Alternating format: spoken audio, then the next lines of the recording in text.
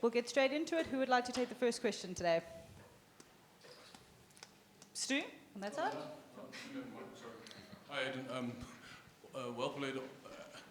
Just how did you feel about the way your innings unfolded? I think one of the features was the way you left the ball, and I just wondered if you could tell us, how you felt about how you played. Sort of half and half. I think while I was out there, sort of ebbed and flowed quite a bit. So there was times where you sort of felt in a bit of a rhythm and moving well, and then there's times where obviously you're fighting against yourself a bit. But yeah, the plan was to try leave as best as I could. It's a weird one with trying to balance your sort of attacking nature and sort of intent to score. But yeah, when the good ball was there and didn't need it to be played at, then I sort of wanted to make peace with that. So half and half. Still think there's room for improvement. But yeah, it was still nice to spend some time there. Keenan? Well played, Aiden.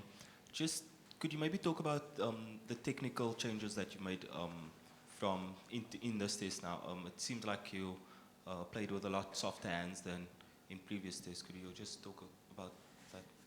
Yeah, it's a weird one again. You sort of never want to be playing with hard hands, but adrenaline and things like that sort of can make you tense up quite a bit. So did want to try play as straight as I could and as late as I could. I know I'll never have the softest hands in the game, but if you can sort of take a bit off it, then it might help quite a bit. So it was nice. Like I said, there's obviously times where it felt a bit pushy and a bit sort of pretty hard-handed, but the rest it felt okay. And then Timber spoke before about the role you play as a leader within the squad. Could you maybe just expand on how easy or difficult that is to do when you go through a lean patch, still being an example for the rest of the group and still leading the team when you are going through a lean patch with the bat? Yeah, I think it's more just about being there for guys that need it. It's not about like getting too involved, but it's actually quite nice because it takes a bit of the focus off yourself, and then you sort of put that focus onto other guys, and often what you say to other people can help you as well. So yeah, it's a nice role. I do quite enjoy it. Obviously, I have some really good relationships in the change room, and it's nice to know that they value that as well. So without overcomplicating anything, it's more just about looking after the human and making sure they're in a good mental space, and hopefully that's good enough for them to perform on the field. We're going to go for those, Ken, then Telford. Aiden, just to follow from that, Timber spoke almost like quite lovingly about feeling, quite empathy with you for what you were going through in terms of a lean run. I mean, I know you scored 50 in the last test, but have you been feeling like I'm a little bit under pressure, or what's that been like?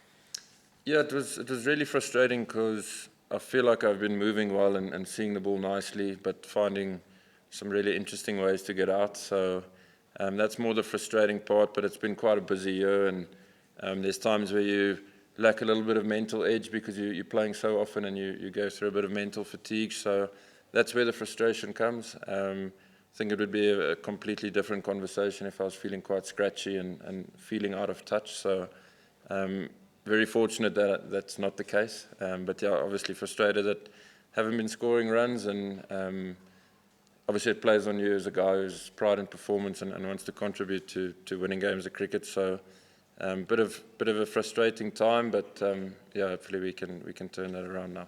And can I just ask you about Corbin? I mean, we saw you capped him, and you obviously know him for a long time. He seems to be having an amazing game. Just what was it like watching him bat, and how do you feel about his performances?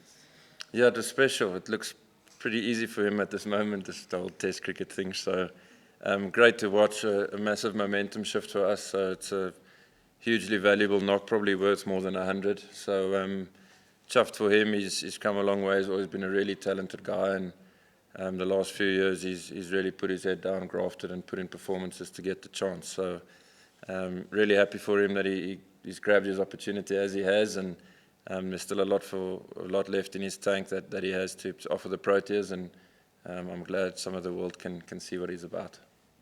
Ken? More better, Aiden. Is it the sort of pitch where you kind of feel that you've got to be a little bit positive and aggressive, because clearly the ball is doing a lot? I mean, you might get out at any stage. Yeah, it does. I still think there's certain sort of shots or at least certain lengths on the wicket where you sort of just want to get through it somehow and defend it or leave it. And then the intensity, obviously, to be up to score around those areas when it's sort of not on that length. So without trying to make it too complicated either, you always do want to look to score, especially in the high fault where you could get good value for shots. So I'll always sort of play that way, but like I said, there are certain shots and certain lengths where you have to give it to the bowler. Telford. Oh, do you want to go for follow-up, Ken, before you head to Telford? That's all right. Do you want to go quick follow-up? I'm on the same theme. It's a perhaps a similar way of asking that question. It's been a funny old game for batters in that, besides you and that number 9 kid who walks in and starts smacking it around, nobody's really dominated. And I wonder, how much of that is the pitch and how much of that is the bowling? It's probably both. I think if you're not going to land balls in the right area, it's still going to be nice to bat on. So if the bowlers are asking good questions and zoning in on their accuracy, I think it's going to be tough work for batters, to be honest. So, it's a combination of the two. I think if you're able to spend time out there and get a bit of a feel for the pitch, then it can help as a batter, but it certainly does feel like it keeps sort of nibbling around even when you're in, and it keeps you on your toes.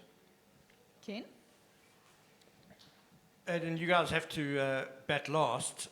First of all, just how important is it, the 90-run lead compared to, say, if it was 40-yard?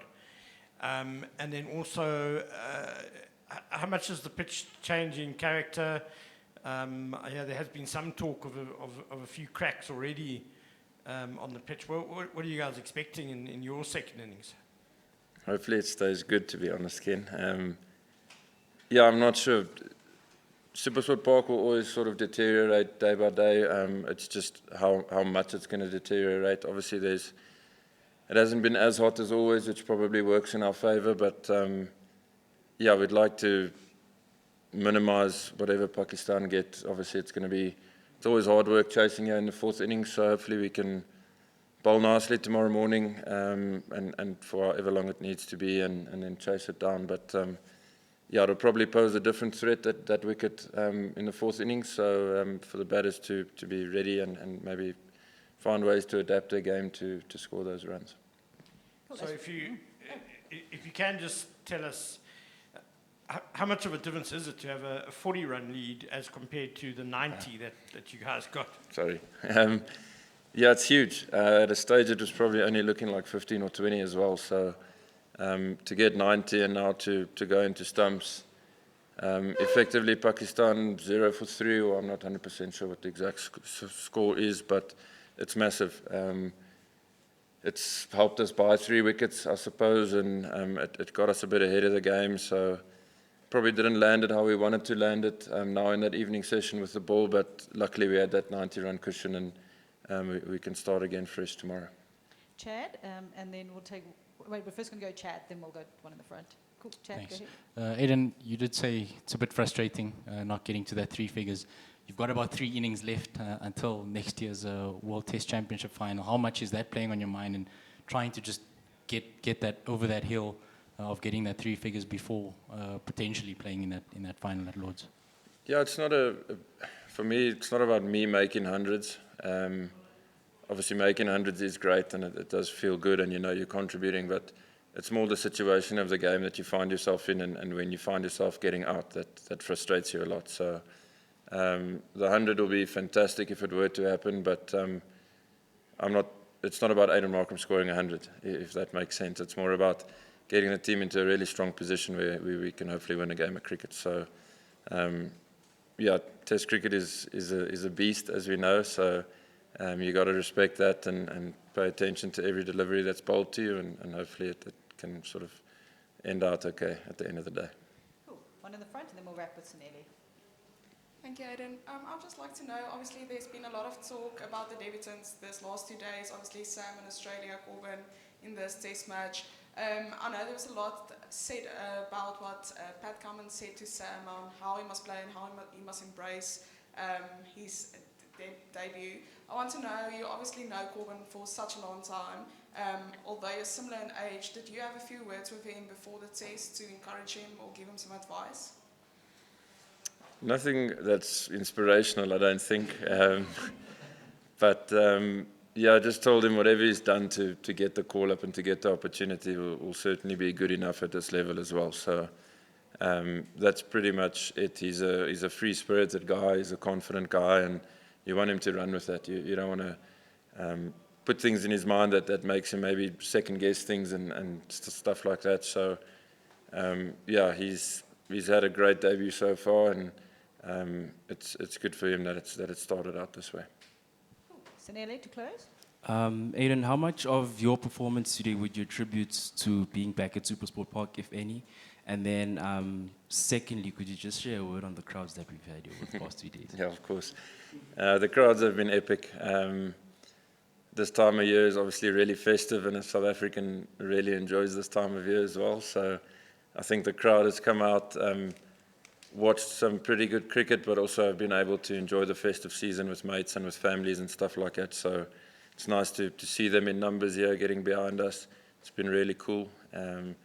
And then from a knock point of view, I suppose it's just nice to bat at your home ground, the conditions that you know probably the best. So it's nice. It does give you a bit of comfort while you're out there, and you kind of know what to expect here and there through various plans that they throw at you. So it was nice. It was nice batting here at Centurion. It was really nice in front of a full crowd as well. Great. Thank you very much, everyone, and thank you, Aiden, for joining us today.